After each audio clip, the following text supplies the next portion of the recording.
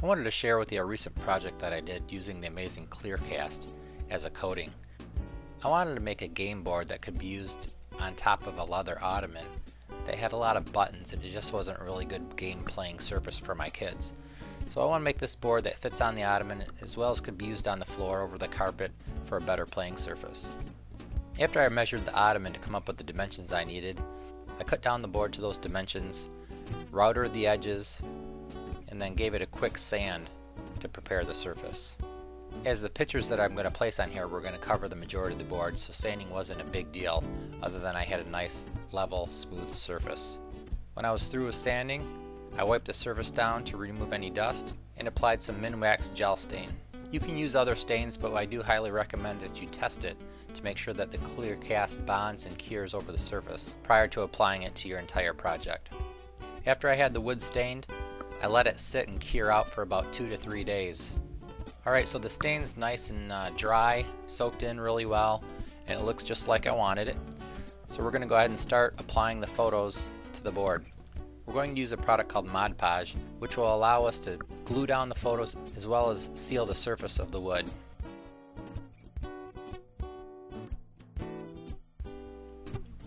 Using a quality disposable brush, you apply a light coating on the back of the photo, as well as apply a coating to the board where you'll be applying it.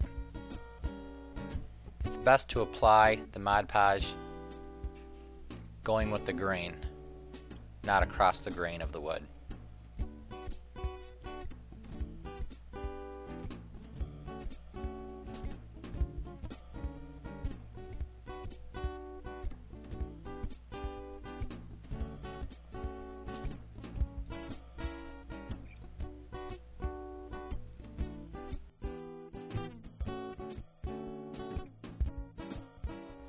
Once you set the photo down onto the board, just apply a little pressure to make sure that you have good adhesion to the board. You also want to brush away any pooling Mod Podge that's around the edges of the photo or on top of the photo.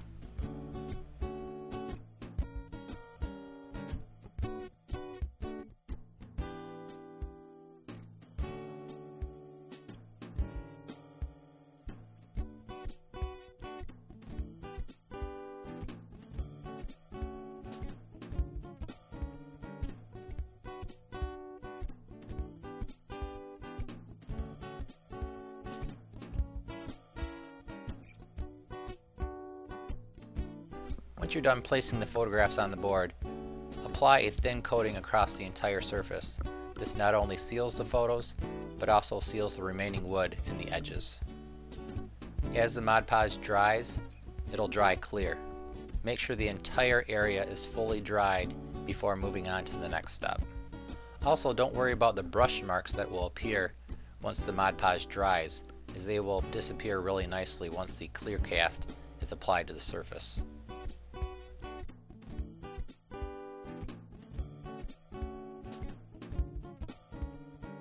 A couple hours before mixing your Amazing Clear Cast and applying it to the surface, you want to warm the room the best you can.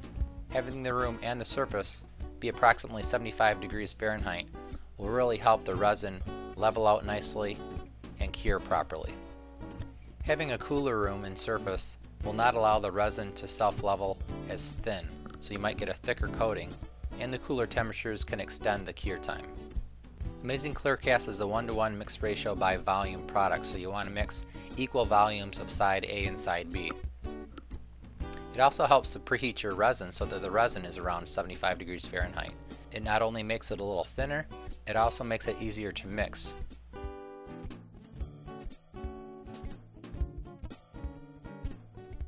After you have both sides combined into a mixing cup, begin to slowly mix both components together. The faster you mix, the more air bubbles that you can build into the resin that can be deposited onto the surface. So we recommend taking your time. You have 30 minutes of open time to get this product mixed and poured onto the surface. So take a good 3 to 4 minutes in mixing Amazing Clear Cast, ensuring to scrape the sides, scrape the bottoms, and scrape your stick off a couple times through the mixing process to ensure that all of the resin is mixed completely. Failing to mix the resin completely will cause a tacky surface or areas that are tacky. Now that the resin is thoroughly mixed, we can begin applying it to the game board. Keep your mixing container close to the surface and begin pouring in a circular pattern or in a back and forth pattern so that the beads of resin that you're applying will begin to self-level and run into each other. For this application, we're going to allow the resin to naturally flow over the edges, coating the edges.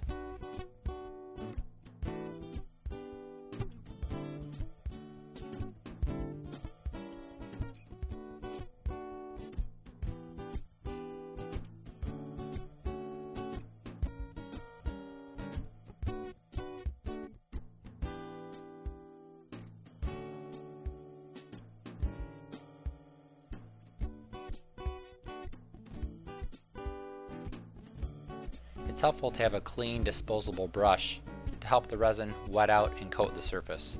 This is especially true on the curved edges.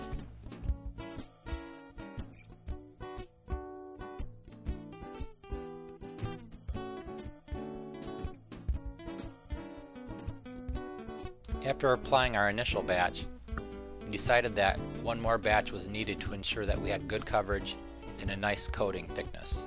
So we mixed up another kit and applied it across the surface. It's important to have extra material on hand in the event that you need it, as you always want to ensure that you have complete coverage over the surface. And don't worry, if you do run out and the product cures on the table without you having enough resin to mix, you can always apply another coat to the entire surface within 8 to 10 hours. Going beyond 10 hours may cause you to have to sand the surface in order for the next layer to adhere to the first layer. A couple of times within the first hour, you want to mist the surface with some isopropyl alcohol. This helps break the surface tension and allows any bubbles that are at or near the surface to pop.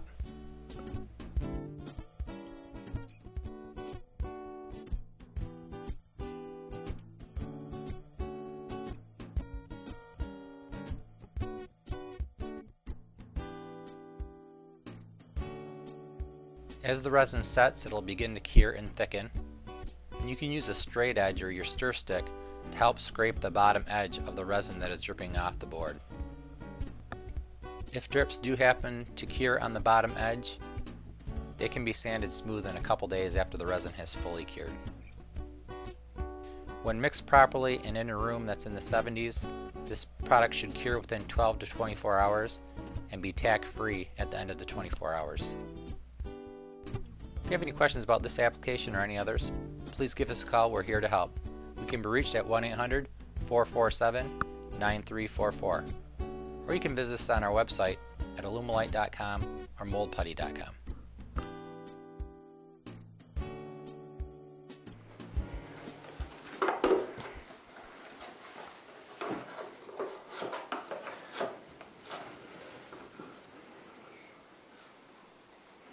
What color? I want to be red.